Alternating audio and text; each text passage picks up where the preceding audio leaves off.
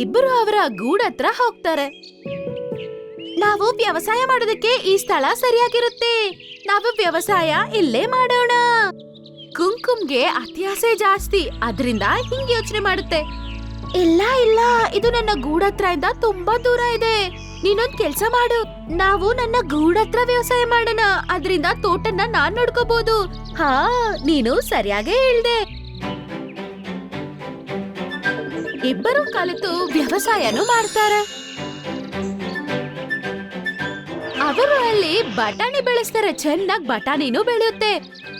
ಸಹೋದರಿ, ಇಲ್ಲಿ ನೋಡು, ನಮ್ಮ ತೋಟದಲ್ಲಿ ಬಟಾಣಿ ಎಷ್ಟು ಚೆನ್ನಾಗ್ ಬೆಳೆದಿದೆ ಅಂತ.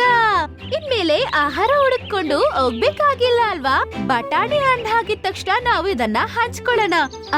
ಸರಿಯಾಗಿ ಹೇಳ್ದೆ. ಹಣ್ಣಾಗಿದ್ಮೇಲೆ ನಾವಿಬ್ರು ಇದನ್ನ ಹಂಚ್ಕೊಳ್ಳೋಣ. ಎರಡು ಪಕ್ಷಿಗಳು ರಾತ್ರಿ ಆಗಿದ ತಕ್ಷಣ ಅವರ ಗೂಡಲ್ ಮಲ್ಕೊಳ್ಳೋದಕ್ ಹೋಗುತ್ತೆ. ಆಗ ಕುಂಕುಮ್ ಹೀಗ್ ಯೋಚನೆ ಮಾಡುತ್ತೆ. ಬಟಾಣಿ ಹಣ್ಣಾಗಿದ ತಕ್ಷಣ ನಾವು ಸಮಾನವಾಗಿ ಹಂಚ್ಕೋಬೇಕು. ನಾನ್ ಯಾಕೆ ಹಿಂಗ್ ಮಾಡಬಾರ್ದು? ನಾನ್ ಹೋಗಿ ಸ್ವಲ್ಪ ಹಸಿ ಬಟಾಣಿನ ತಗೊಂಬಂದ್ ಇಟ್ಕೊಬಿಡ್ತೀನಿ. ಹಂಗಂತ ಯೋಚನೆ ಮಾಡಿ ಅದು ಹೋಗುತ್ತೆ.